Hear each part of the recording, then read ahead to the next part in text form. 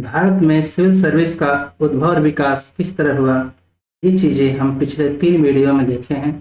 First video में हमने प्राचीन काल से 1853 के चार्टर एक्ट तक देखे। दूसरे वीडियो में 1858 के चार्टर एक्ट से 1886 में एटचिसन कमेटी के रिपोर्ट तक देखे। तीसरे वीडियो में हम 1893 के हाउस ऑफ कॉमन्स के रिपोर्ट से लेकर के 1947 तक के रिफॉर्म को देखें। इस वीडियो में हम देखेंगे कि स्वतंत्रता के बाद after independence, post independence India में सिविल सर्विस में क्या रिफॉर्म लिए गए थे। तो इस वीडियो में हम देखते हैं कि क्या क्या रिफॉर्म हुए। एक्चुअल में जब भारत आज़ाद हुआ 1947 में, तो भारत में बहुत जो कॉन्स्टिट्यूशन बना वो खुद गवर्नमेंट ऑफ इंडिया एक्ट 1935 का जो गवर्नमेंट ऑफ इंडिया एक्ट था, उसी के बहुत सारे प्रोविजन को जोड़ा गया। थोड़ा सा बदलाव के साथ बहुत सारे नियम कानून को बरकरार रखा गया, जैसे आईपीसी, सीआरपीसी, सीपीसी, बहुत सारे थोड़ा बहुत बदलाव के साथ उन्हें आज भी कंटिन्यू किया जाता है। तो जो ब्रिटिशर्स थे, उनका जो एक यूनिफाइड एडमिनिस्ट्रेटिव सिस्टम था सिविल सर्विस, उसको जो है भारत सरकार ने एज इट उसको एक्सेप्ट कर लिया। जिस फॉर्म में था उसी फॉर्म में एक्सेप्ट कर लिया गया। उसमें एक व्यवस्था ये रखी गई कि ओपन एंट्री सिस्टम होगी और academic achievement permanency of tenure के बेस पर होगी। यानी ओपन एंट्री सिस्टम क्या है, एक्चुअल में कोई भी पैट्रोनेज सिस्टम जो अंग्रेज जमाने में चलता था वैसा नहीं होगा, और कोई भी व्यक्ति जिसको भारत सरकार ने या यूपीएससी ने डिबार न किया हो, एग्जाम में बैठने से मना न किया गया, वह इस एग्जाम में बैठ सकता है अगर उसके पास एकेडमिक अचीवमेंट है। यानी कुछ एक स्पेशलाइज्ड क्राइटेरिया रखी गई है, जैसे प्रेजेंट टाइम में ग्रेजुएट होना चाहिए, तो ग्रेजुएशन की डिग्री अगर किसी के पास है तो इस एग्जाम में बैठ सकता है। साथ ही साथ जो सिविल सर्वेंट है उनकी टेन्योर को भी फिक्स रखा गया कि कोई भी व्यक्ति नॉर्मल कंडीशन में 60 साल तक की रिटायरमेंट एज तक वो नौकरी करता रहेगा। अगर बात करें भारतीय संविधान की, भारतीय संविधान 26 नवंबर 1949 को बनकर तैयार हो गया।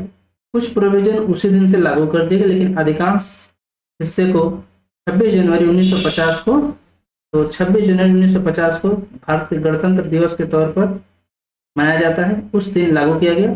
और जो यूनियन पब्लिक सर्विस कमीशन था उसको फेडरल पब्लिक सर्विस कमीशन बना दिया गया। अगर बात करें यूपीएससी की, तो क्या इसकी कॉन्स्टिट्यूशनल वैल्यू है, संवैधानिक महत्व कितना है, तो संविधान है उसके भाग 14 में इसको एक कॉन्स्टिट्यूशनल स्टेटस मिला हुआ है। भाग 14 संविधान का क्लियर रूप से यूपीएससी के बारे में बताता है। अगर बात करें आर्टिकल 378 अनुच्छेद 378, जो भारतीय संविधान का अनुच्छेद 378 है, वह बताता है कि जो चेयरमैन और मेंबर थे फेडरल पब्लिक सर्विस कमीशन के, वह एज इट इज चेयरमैन और मेंबर बना दिए गए यूनियन पब्लिक सर्विस कमीशन के रेस्पेक्टिवली। यानी जो चेयरमैन थे फेडरल पब्लिक सर्विस कमीशन के, वे चेयरमैन बन गए यूनियन पब्लिक सर्विस कमीशन के, और जो मेंबर थे वे मेंबर बन गए। कंटिन्यूटी बनी रही। साथ ही साथ संविधान में एक आर्टिकल है 312 अनुच्छेद 312 जो है राज्यसभा को स्पेशल पावर देता है। राज्यसभा को स्पेशल पावर क्या देता है, तो है ऑल इंडिया सर्विस के बारे में। यानी जो भारत में ऑल इंडिया सर्विस है प्रेजेंट टाइम में कितनी है, 3 है। Indian administrative service IAS, Indian police service IPS and Indian forest service IFOS. ये 3 सर्विस हैं जो ऑल इंडिया बेसिस पर है।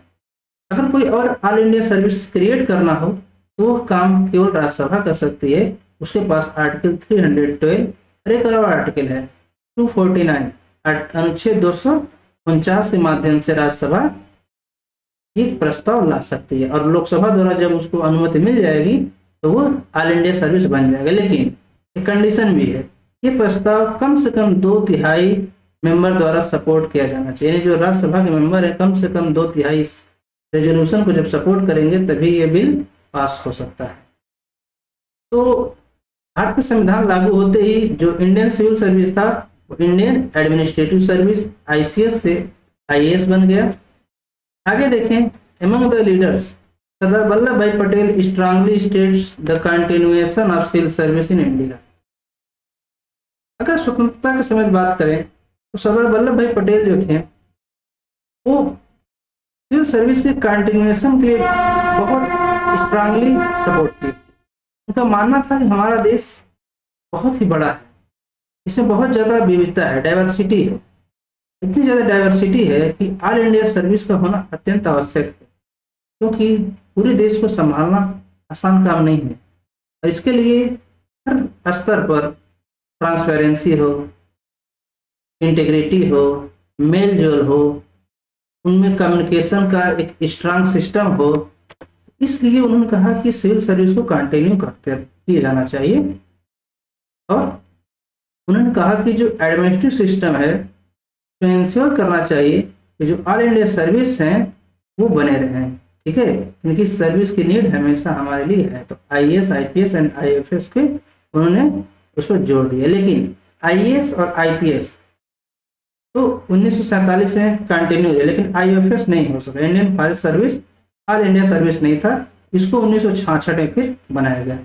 यूनियन पब्लिक सर्विस कमीशन जो है उसको क्या काम दिया गया कि जो फेडरल पब्लिक सर्विस कमीशन था, जो उसका काम था एग्जाम कंडक्ट कराना रिक्रूटमेंट के लिए, तो वह काम उसको फिर से दिया गया। तो वो एग्जाम को कंडक्ट करवाएगा और इस एग्जाम के बेस पर वो रिकमेंड करेगा कैंडिडेट को। जो कैंडिडेट होंगे, कैडेट होंगे, उनको रिकमेंड करेगा, लेकिन उसकी नियुक्ति यूपीएससी नहीं करेगी। नियुक्ति कौन करेगा? तो वह करेगा DOPT, department of personnel and training. ये क्या है?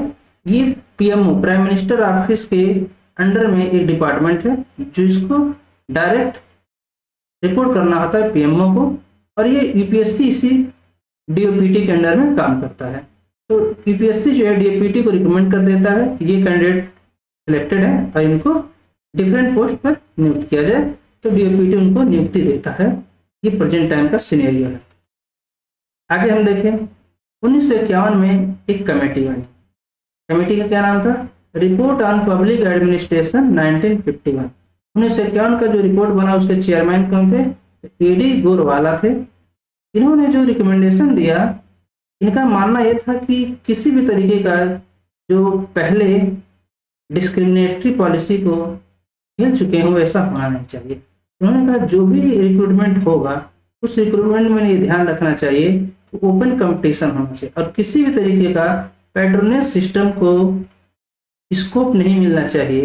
यानी कोई भी व्यक्ति अपने मनमानी किसी व्यक्ति को सिलेक्ट करवा दे, ऐसी कोई भी कंडीशन सिचुएशन से नहीं बचना चाहिए। कंप्लीटली ट्रांसपेरेंट सिस्टम होना चाहिए। और उन्होंने कहा इतना ऐसा नहीं है कि लिए सिविल सर्वेंट के लिए होना चाहिए। उनका जो टेम्पररी स्टाफ है, जो परमानेंट नहीं है, उनके सिलेक्शन में भी यही कंडीशन होना चाहिए। किसी भी तरीके का पैट्रोनेज का सिस्टम फॉलो नहीं होना चाहिए। एक ट्रांसपेरेंसी हमेशा दिखनी चाहिए सिलेक्शन प्रोसीजर में। आगे doctor A Ramaswami Mudaliar committee बनती है 1966 में। इसका क्या नाम था? तो public service qualification for recruitment इस कमेटी का नाम था। इसके चेयरमैन कौन थे? डॉक्टर ए रामास्वामी मुदलियार थे। इन्होंने जो रिकमेंडेशन दिया, जो मिनिमम एजुकेशन क्वालिफिकेशन है इस एग्जाम में बैठने के लिए, इस एग्जाम में को परीक्षा देने के लिए उसमें यूनिवर्सिटी डिग्री होना चाहिए। यानी एक कैंडिडेट को मिनिमम ग्रेजुएट होना ही चाहिए, ये मिनिमम होना चाहिए। लेकिन उन्होंने साथ ही साथ कहा जो रिक्रूटमेंट हायर सर्विस के लिए या मिनिस्टीरियल या सेक्रेटरियल सर्विस के लिए, वहाँ पर ये जरूरी नहीं कि इसका पास यूनिवर्सिटी डिग्री हो ही। यानी अगर हमारे पास, ये बात कब की है? 1956 की है। अगर हमारे पास कैंडिडेट अवेलेबल न हो तो क्या करें? एक्चुअल में 1956 में देश की गरीबी बहुत ज़्यादा थी, बहुत ज़्यादा लोग पढ़े लिखे नहीं थे, बहुत कम लोग ग्रेजुएट थे। तो उनमें से भी अगर हमें बहुत ज़्यादा स्टैंडर्ड को हाई रखेंगे, शायद हमको एक स्टैंडर्ड को स्टैंडर्ड क्राइटेरिया है उसको क्वालिफाई करने वाले बहुत कम मिले या मिले ही ना। इसलिए उन्होंने कहा कि जो ग्रेजुएशन की डिग्री है इसको जो है हायर सर्विस जो है मिनिस्टीरियल सेक्रेटरियल सर्विस के लिए यूनिवर्सिटी डिग्री को अनिवार्य नहीं बनाना चाहिए, आवश्यकता अनुसार उसमें लचीलता होना चाहिए, फ्लेक्सिबिलिटी होनी चाहिए चेन। साथ ही साथ इस कमेटी ने अपर एज के बारे में भी बताया कि अपर एज को उन्होंने कहा कि ये 21 से 23 साल होना चाहिए। इसी के बीच में हमें हाईएस्ट एडमिनिस्ट्रेटिव सिस्टम और एग्जीक्यूटिव सर्विस के लिए हमें 21 से 23 साल अपर एज की लिमिट रखनी चाहिए। कृष्णमाचारी कमेटी रिपोर्ट 1962, एक रिपोर्ट 1962, एक कमेटी 1962 में बनी। इसका नाम क्या था? The Krishnamachari committee.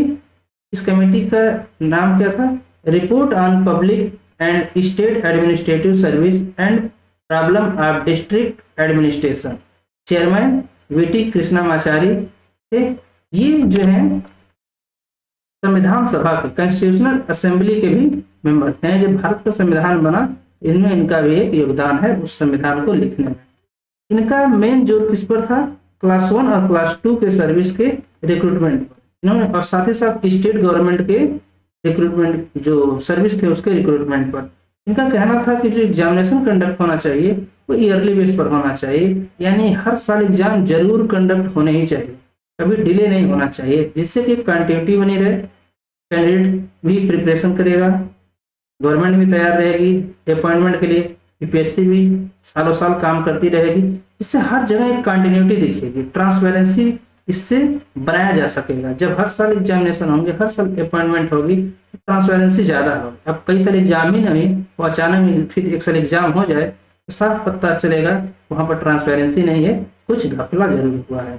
इसलिए इस चीज़ से बचने के लिए यदि मेन फोकस इनका था करप्शन का कोई भी एंगल हमको दिखना नहीं चाहिए, फिर उन्होंने कहा। और साथ ही साथ वैकेंसी ऐसा ना हो कि बहुत ज़्यादा वैकेंसी हो जाए जिससे कि कुछ लोगों पर बहुत ज़्यादा भार आ जाए, जिससे उनकी कैपेबिलिटी कम हो जाएगी, एफिशिएंसी कम हो जाएगी। इसलिए उनका एफिशिएंसी कैपेबिलिटी मेंटेन रहे, साथ ही साथ ट्रांसपेरेंसी मेंटेन रहे, वैकेंसी टाइम पर फिल हो, हर सिस्टम हर ऑर्गेनाइजेशन अपना टाइम पर सही से काम करे। इसका मेन मोटो यही था। आगे बात करें फर्स्ट एआरसी रिपोर्ट 1966। 1966 में first ARC administrative reform committee बनती है। उस कमेटी ने जो रिपोर्ट दिया, उनका कहना था कि जो पर्सनल हैं, सिविल सर्वेंट हैं, उनका जो है प्लानिंग और मैनेजमेंट कैसे होगा इसके बारे में उसने बात किया। उसने सजेस्ट किया कि जो आईएएस हैं और आईएफएस हैं, यानी Indian administrative service, Indian foreign service, और जो भी नॉन टेक्निकल क्लास 1 के सर्विस के ऑफिसर हैं, उनकी जो अपॉइंटमेंट हो वह केवल और केवल एक कॉम्पिटिटिव एग्जामिनेशन के माध्यम से, यानी आईएएस, आईएफएस या अन्य नॉन टेक्निकल क्लास 1 सर्विस के लिए अलग अलग एग्जाम कंडक्ट नहीं होना चाहिए। एक ही एग्जाम के माध्यम से सभी का सिलेक्शन होना चाहिए, जिससे क्या होगा कि उनकी सभी की योग्यता बराबर होगी, काम करने की क्षमता बराबर होगी, उनमें बहुत अच्छा बॉन्डिंग बनेगा, कम्युनिकेशन गैप कम से कम होगा और हर व्यक्ति का स्तर लगभग बराबर होगा। तो ये प्रक्रिया चलती है, एक ही एग्जामिनेशन यूपीएससी कंडक्ट करवाता है, उसी माध्यम से वो IAS, IFS, IPS, IRS etcetera बहुत सारे पोस्ट हैं, उन सब पर एक ही एग्जाम के माध्यम से सबको उनके रैंक के अकॉर्डिंग अपॉइंटमेंट मिलता है। यानी ये रिकमेंडेशन को यूपीएससी अच्छा सा मान लिया है। इस कमेटी ने आज तो एक रिकमेंडेशन क्या दिया कि जो अपर एज होनी चाहिए कैंडिडेट की वो 26 साल होनी चाहिए। इस एग्जामिनेशन में बैठने के लिए अधिकतम उम्र को उन्होंने 26 साल का प्रस्ताव दिया।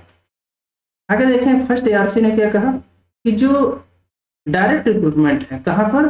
क्लास 2 पोस्ट के लिए सेक्शन ऑफिसर, जो क्लास 2 के सेक्शन ऑफिसर थे उनका रिक्रूटमेंट डायरेक्ट होता था। उसने कहा कि इसे बंद कर देना चाहिए। जो उसी डिपार्टमेंट के असिस्टेंट हैं, ऑफिसर हैं, उनको उन ऑफिसर्स का जो असिस्टेंट ऑफिसर के तौर पर काम कर रहे हैं उन्हीं को प्रमोट करके सेक्शन ऑफिसर बनाया जाना चाहिए और डायरेक्ट रिक्रूटमेंट नहीं किया जाना चाहिए। तो क्यों नहीं किया जाना चाहिए? क्योंकि ये जो असिस्टेंट के तौर पर काम कर रहे हैं ये भी ऑफिसर हैं, इनके पास बहुत सारा अनुभव हो जाएगा, कार्य करने की क्षमता विकसित हो जाएगी। इससे जब ये सीनियर पोस्ट पर जाएंगे तो इनके बीच जो जूनियर और सीनियर का एक कोऑर्डिनेशन बना रहेगा, इनके पास काफ़ी ज़्यादा एक्सपीरियंस होगा, वर्क कल्चर में ढल चुके होंगे, तो वहाँ पर काम करना बहुत आसान होगा और पूरी व्यवस्था को बड़ा ही सुचारू तरीके से चलाया जा सकेगा। इसलिए उन्होंने कहा ये सिस्टम अपनाया जाना चाहिए। साथ ही साथ कमीशन ने क्या कहा कि जो क्लर्कियल और सेक्रेटरियल पोस्ट हैं उनका भी सिलेक्शन एग्जामिनेशन के माध्यम से होना चाहिए, लेकिन वो एग्जामिनेशन ऑब्जेक्टिव और सिंपल टेस्ट होना चाहिए। सिंपल ऑब्जेक्टिव टेस्ट के माध्यम से होना चाहिए, एग्जाम बहुत टफ नहीं होने चाहिए और न ही डायरेक्ट भर्ती होनी चाहिए। इसके लिए एग्जाम होना चाहिए जिससे पैटर्नेज सिस्टम से बचा जा सके। साथ ही साथ कमीशन ने ये कहा, कौन, एआरसी फर्स्ट कमीशन ने, फर्स्ट एआरसी कमीशन ने ये कहा कि जो क्लास 3rd और क्लास 4th के पर्सनल हैं उनकी नियुक्ति के लिए भी एक बोर्ड बनाया जाना चाहिए। उनको भी डायरेक्ट नियुक्ति नहीं मिलना चाहिए, यह पैटर्नेज सिस्टम की तरह नहीं मिलना चाहिए, कोई भी व्यक्ति नियुक्त हो जाए। उसके लिए एक बोर्ड होना चाहिए, रिक्रूटमेंट बोर्ड, और वो बोर्ड ही उनका एग्जाम कंडक्ट करवाए और उससे उनका सिलेक्शन लिया हो। आगे हम देखते हैं 1976 में डीएस कोठारी कमेटी बनती है। तो डीएस कोठारी कमेटी जो थी वो फर्स्ट एआरसी रिपोर्ट पर ही बेस्ड थी। डीएस कोठारी कमेटी ने जो रिकमेंडेशन दिया कि ये जो recruitment policy and selection method 1976, तो उस कमेटी का मेन काम क्या था, ये जो पॉलिसी है सिलेक्शन मेथड का उस पर वो रिफॉर्म के बारे में रिकमेंडेशन दे। तो उन्होंने बहुत ही ड्रास्टिक चेंज कर दिया, यानी उनका जो रिकमेंडेशन था उसके अकॉर्डिंग बहुत सिस्टम में, एग्जामिनेशन सिस्टम में बहुत ज़्यादा ड्रास्टिक चेंज करने की उन्होंने रिकमेंडेशन किया। उन्होंने क्या कहा कि जो प्रीलिम्स का एग्जामिनेशन है उसमें एक सब्जेक्ट होना चाहिए और एक जीएस होना चाहिए। सब्जेक्ट मतलब वो ऑप्शनल की बात कर रहे हैं। और उन्होंने मेंस में क्या कहा, 2 सब्जेक्ट होना चाहिए और एक जीएस होना चाहिए, साथ ही साथ पर्सनालिटी टेस्ट होना चाहिए। Objective test to qualify for mains, उन्होंने कहा जो प्रीलिम्स है इसमें ऑब्जेक्टिव टेस्ट होना चाहिए, तो जो ये प्रीलिम्स ऑब्जेक्टिव टेस्ट क्वालिफाई करेगा उसको मेंस लिखने का मौका मिलना चाहिए, और जो मेंस क्वालिफाई करेगा वो पर्सनालिटी टेस्ट के लिए अपीयर होगा। और साथ ही साथ कहा जो मेंस एग्जामिनेशन है वो रिटन ही होना चाहिए और पर्सनालिटी टेस्ट उसके बाद होना चाहिए। ये प्रोसीजर आज भी फॉलो होता है। This committee also propose changes in the training process for the civil servant. उन्होंने कहा कि जो सिविल सर्वेंट का जो कैडेट हैं उनकी जो ट्रेनिंग प्रोसीजर है उसमें भी चेंज को उन्होंने रिकमेंड किया। उन्होंने कहा कि जो ट्रेनिंग के बाद भी पोस्ट ट्रेनिंग में एक एग्जामिनेशन होना चाहिए, फाउंडेशन कोर्स होना चाहिए, और फाउंडेशन कोर्स के बाद एग्जामिनेशन होना चाहिए। उस एग्जाम में जो पास होगा उसी को अपॉइंटमेंट फाइनली मिलना चाहिए। तो ये प्रोसीजर आज भी फॉलो होती है। जो भी ट्रेनिंग है वो ट्रेनिंग लेने के बाद एक फाउंडेशन कोर्स होता है, उस ट्रेनिंग पीरियड में उसका जो एग्जाम देते हैं उसमें जो क्वालिफाई होते हैं वे लोगों को किसी उनके करस्पॉन्डिंग पोस्ट पर नियुक्ति मिल जाती है। Attempt in any language mentioned in schedule 8 of the constitution. उन्होंने कहा कि जो लैंग्वेज है अटेम्प्ट करने का वह शेड्यूल 8 जो भारतीय संविधान है 8वीं अनुसूची में शेड्यूल 8 में 22 भाषाएं रखी गई हैं, और एक इंग्लिश को भी अगर कंसिडर, इंग्लिश उस भाषा में नहीं है, अगर हम मीडियम की बात करें यूपीएससी लैंग्वेज की तो कुल 23 भाषाओं में कैंडिडेट एग्जाम दे सकता है। ये उनका रिकमेंडेशन था। साथ ही साथ उन्होंने कहा अटेम्प्ट के बारे में कि कोई कैंडिडेट कितनी बार एग्जाम दे सकता है। उन्होंने कहा कि एग्जाम जो है 3 अटेम्प्ट होने चाहिए और 2 साल का रिलैक्सेशन मिलना चाहिए। तो रिलैक्सेशन किसको मिलेगा, वीकर सेक्शन कौन है, ओबीसी, एससी, एसटी, विकलांग या वुमेन्स, इन लोगों को उन्होंने कहा रिलैक्सेशन मिलना चाहिए, अदरवाइज सबको 3 अटेम्प्ट मिलने चाहिए। उनका वीकर सेक्शन से मेन मतलब था एससी, एसटी और ओबीसी से। आगे बात करें तो सतीश चंद्रा कमेटी 1989, 1989 में सतीश चंद्रा कमेटी बनती है। सतीश चंद्रा कमेटी ने जो रिकमेंडेशन दिया उसमें मेन रिकमेंडेशन ये था कि उन्होंने एसए के पेपर को इंट्रोड्यूस करने का प्रस्ताव रखा। बाद में यूपीएससी ने कुछ साल बाद एसए को इंट्रोड्यूस भी कर दिया, और साथ ही साथ उनका एक प्रस्ताव और था कि जो एसए का पेपर होना चाहिए उसको 2 इवेल्युएटर द्वारा इवेल्युएट किया जाना चाहिए। यानी जो एसए है एक्चुअल में एक अमूर्त विषय है, एब्स्ट्रैक्ट टाइप का होता है, और उसमें एक अभ्यर्थी जो कैंडिडेट है वो अपने थिंकिंग के अकॉर्डिंग, अपने एनवायरनमेंट के अकॉर्डिंग, अपने एटीट्यूड के अकॉर्डिंग वो कुछ अपना व्यू रखेगा कि हमें किस टॉपिक पर क्या लिखना है, हमारा अपना व्यू क्या है। लेकिन जरूरी नहीं कि इवैल्यूएटर का भी वही व्यू हो, वही पर्सपेक्टिव हो, वही करस्पॉन्डिंग थिंकिंग हो। इसलिए उन्होंने कहा कि 2 इवेल्युएटर अगर जांच करेंगे कापियां, इस बात के चांसेस बनेंगे कि उसको जो इंटेंशन से लिखा है, जो उसका इंटेंशन हो साफ साफ एक्सप्लिसिटली क्लियर हो, और उसे अच्छे या बुरे जो भी उसकी राइटिंग है, जो भी लिखा है उसमें, उसके अकॉर्डिंग उसको नंबर मिले। मेनली उनका कॉन्सेप्ट ये था कि बच्चे को नंबर बेवजह न कटे, उसके एक पर्सन के केवल पर्सपेक्टिव की वजह से, एटीट्यूड की वजह से, या थिंकिंग या व्यू की वजह से नंबर न कटे। उन्होंने एक रिकमेंडेशन और दिया कि जो फॉरेन लैंग्वेज है, 4 फॉरेन लैंग्वेज को उन्होंने कहा हटा दिया जाए, क्योंकि उनका कोई रोल हमारे सिविल सर्विस में दिख नहीं रहा था। तो वो कौन से लैंग्वेज थे? German, Russian, Chinese, French. तो उन्होंने कहा कि 4 लैंग्वेज को हटा दिया। लेकिन यूपीएससी को एक अच्छा मौका मिला, क्योंकि उसको खुद लगा ये 4 ही नहीं, 7 लैंग्वेज ऐसे हैं जिन्हें हटा देना चाहिए। उसने जर्मन, रशियन, चाइनीज को तो हटाया ही, साथ साथ 3 लैंग्वेज को हटा दिए। कौन कौन? पाली, अरेबियन और पर्शियन।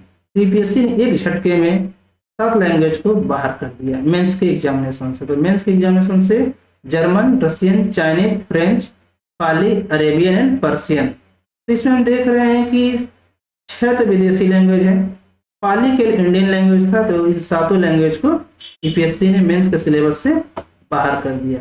इसके रिकमेंडेशन पर? तो सतीश चंद्रा कमेटी 1989। आगे एक छोटा सा रिकमेंडेशन 1996 में 5th सेंट्रल पे कमीशन द्वारा भी किया गया था कि जो कैंडिडेट हैं इनकी नियुक्ति कॉन्ट्रैक्ट बेस पर भी होना चाहिए, उन्हें इनकरेज करना चाहिए गवर्नमेंट एम्प्लॉय को। साथ ही साथ उन्होंने कहा कि उन्हें प्राइवेट सेक्टर में अगर वो छोड़ना चाहें कॉन्ट्रैक्ट के बाद, उनको प्राइवेट सेक्टर में अपॉर्चुनिटी मिलनी चाहिए।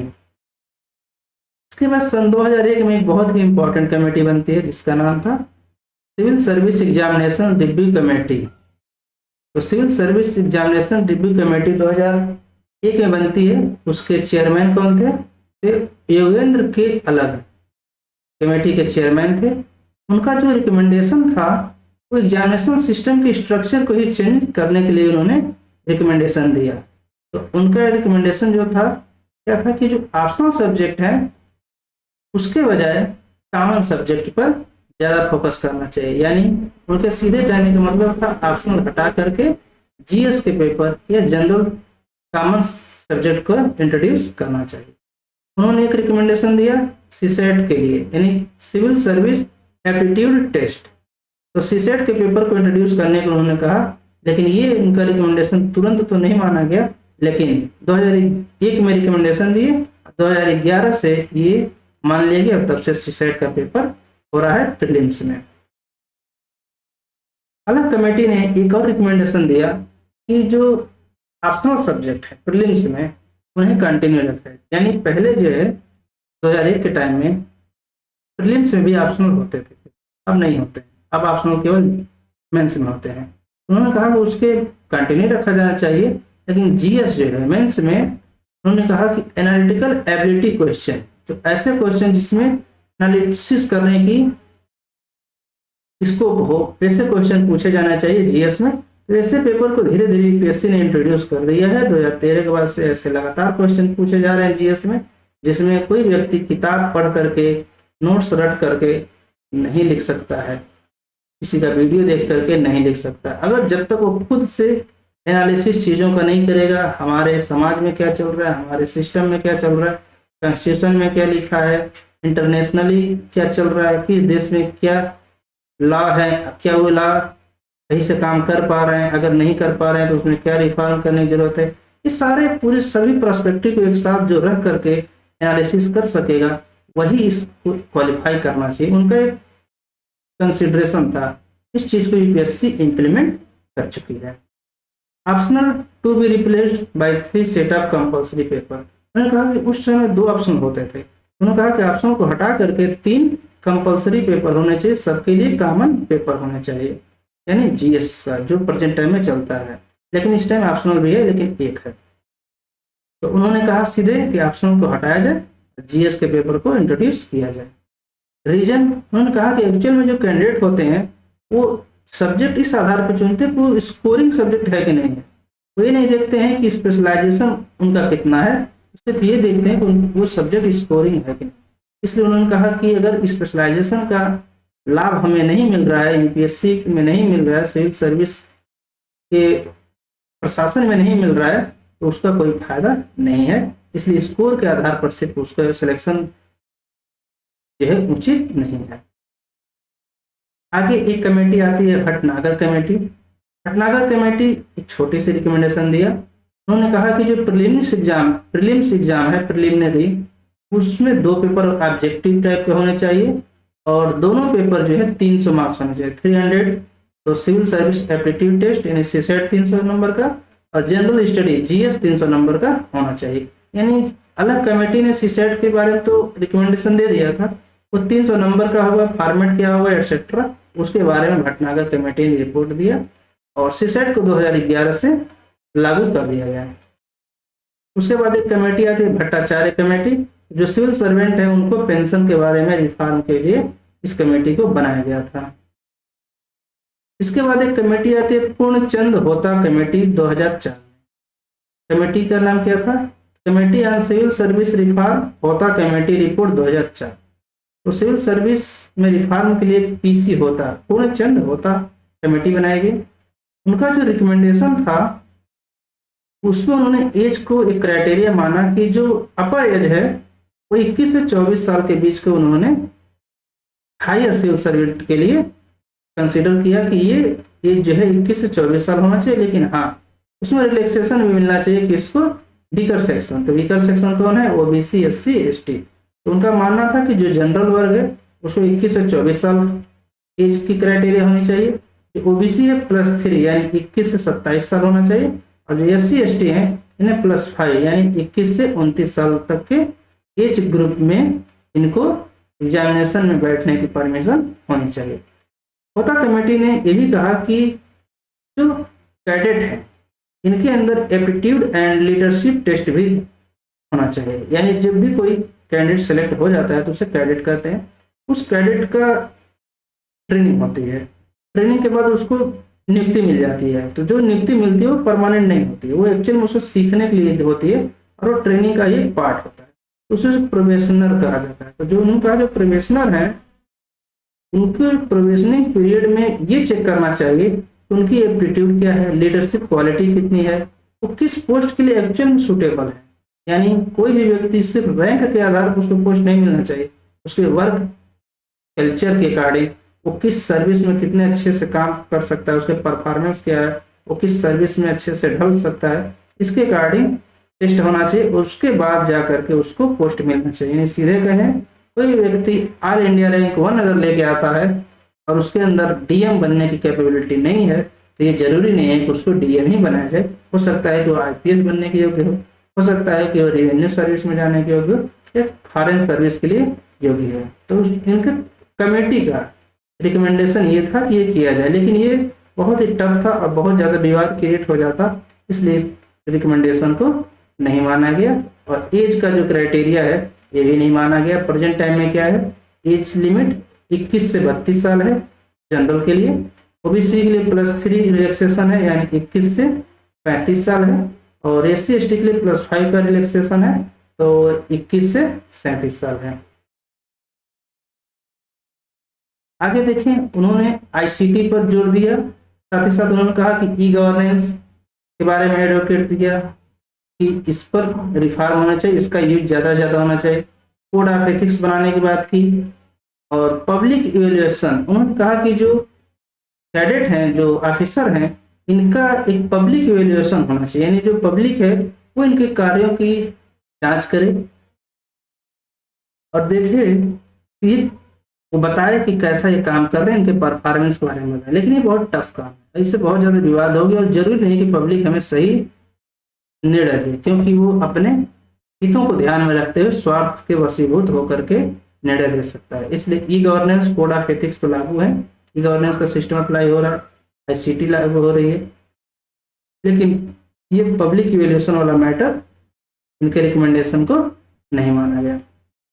इसके बाद एसके खन्ना कमेटी बनती है जो कि सेकंड एआरसी के पर रिफॉर्म के बेस पर बना था।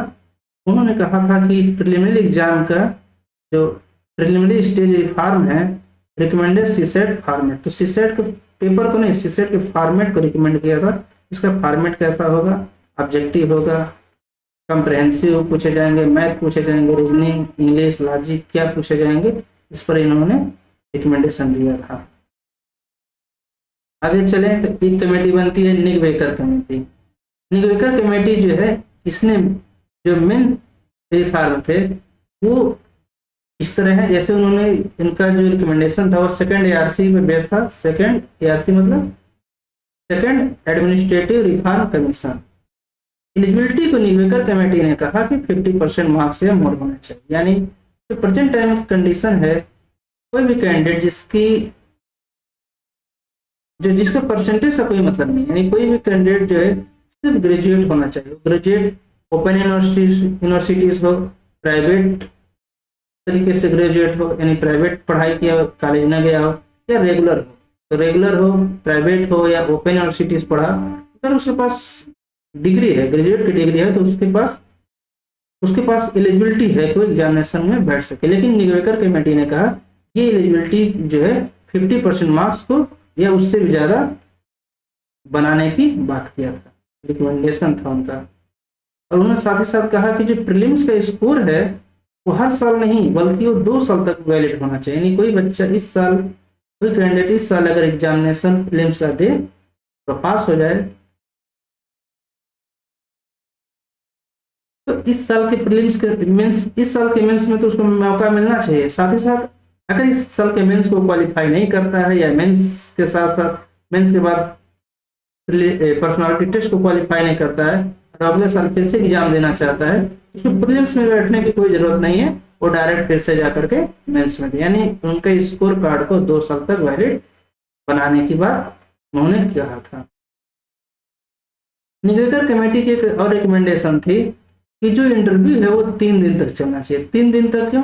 उन्होंने कहा कि जितने बोर्ड हैं, इंटरव्यू बोर्ड हैं, सभी बोर्ड में सभी कैंडिडेट का इंटरव्यू होना चाहिए जो पर्सनालिटी टेस्ट है। क्यों? क्योंकि ऐसे कई बोर्ड हैं जिनका बारे में कैंडिडेट का मानना है कि वहाँ पर नंबर नहीं मिलते हैं, जबकि कुछ बोर्ड हैं जिनका मानना है वहाँ पर नंबर बहुत ज़्यादा मिलते हैं।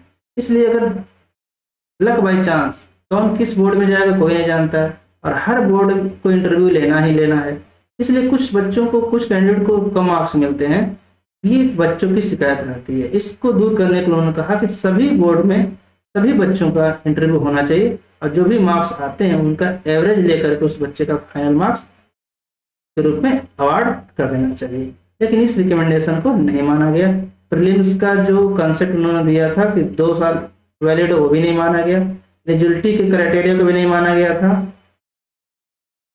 आगे देखा जाए तो उन्होंने एक और रिकमेंडेशन दिया कि जो कैंडिडेट हैं जो प्री में क्वालिफाई होते हैं, मेंस लिखते हैं, मेंस में क्वालिफाई होते हैं, पर्सनालिटी टेस्ट के लिए अपीयर होते हैं, लेकिन फाइनल लिस्ट में उनका नाम नहीं होता है, ऐसे कैंडिडेट को उन्होंने कहा कि अल्टरनेट करियर अपॉर्चुनिटी के बारे में सरकार को कुछ सोचना चाहिए। क्योंकि वो कैंडिडेट तो काफ़ी ज़्यादा इंटेलिजेंट, उसने काफ़ी ज़्यादा मेहनत भी किया है, वो समझदार व्यक्ति है, लेकिन चूँकि सीटें बहुत कम है, मात्र 600-700-800 सीटें होती हैं और लाखों लोग बैठे एग्जाम में, तो चाहे कोई कितना भी इंटेलिजेंट हो, सिलेक्शन तो केवल 600-700-800 या 1000 लोगों का ही होना है।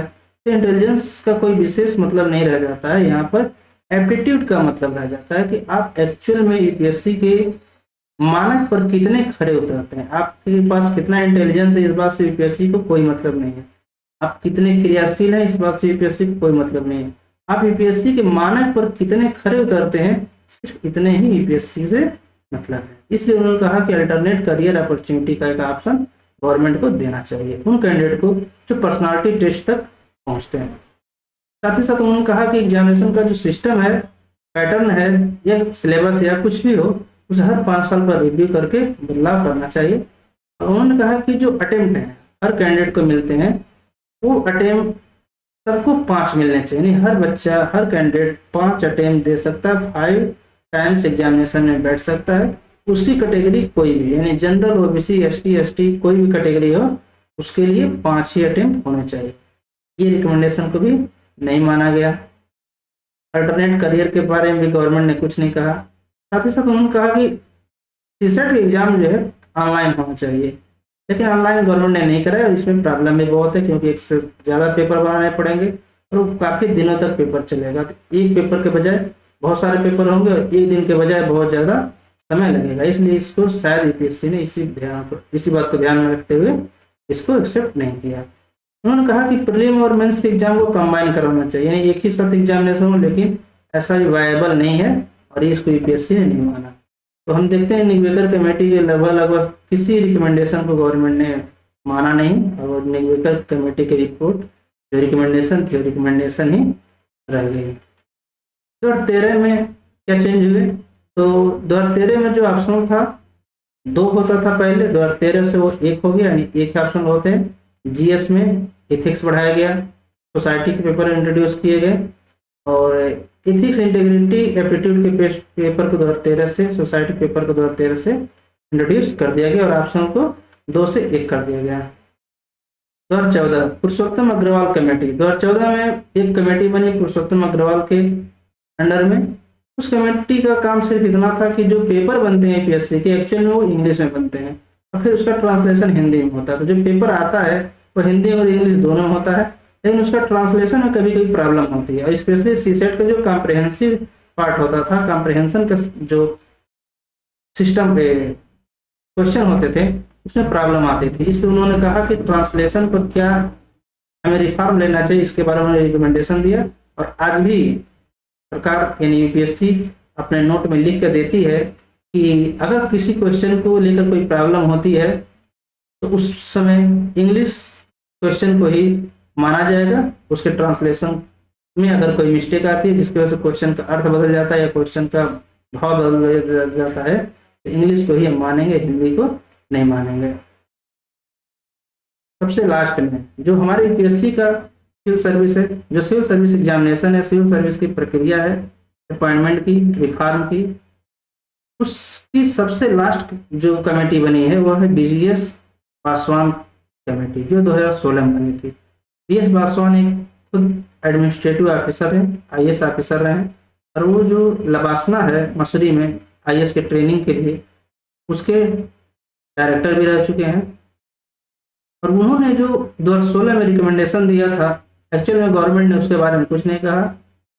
उस रिकमेंडेशन की कॉपी ऑनलाइन अवेलेबल है, ऑनलाइन आप देख सकते हैं, लेकिन उसके बारे में यूपीएससी ने कुछ नहीं बोला, गवर्नमेंट ने भी कुछ नहीं बोला। इसलिए ऐसा माना जा सकता है कि 6 साल बीत चुके हैं, 2016 से 2022 तक 6 साल बीत चुके हैं और सरकार ने कुछ नहीं कहा। इसका मतलब उस रिपोर्ट में जो कुछ भी कहा है सरकार का उसका इंटरेस्ट नहीं है। जैसे निगवेकर कमेटी के किसी भी रिकमेंडेशन को शायद ही गवर्नमेंट ने माना और लगभग अधिकांश को सरकार ने नहीं माना। बीएस पासवान की जो कमेटी है उसके बारे में गवर्नमेंट ने कुछ नहीं कहा है। इसका मतलब 6 साल बीत चुके हैं, अब गवर्नमेंट को कुछ भी बदलाव करना होगा तो फिर से कमेटी बनाएगी, उस कमेटी के आधार पर ही रिकमेंडेशन, उस कमेटी का जो रिकमेंडेशन उसी अकॉर्डिंग रिफॉर्म लिए जा सकते हैं। इसलिए हम मान सकते हैं कि बीएस पासवान एक लास्ट कमेटी है, लेकिन उसके रिकमेंडेशन के बारे में गवर्नमेंट ने कुछ नहीं कहा है।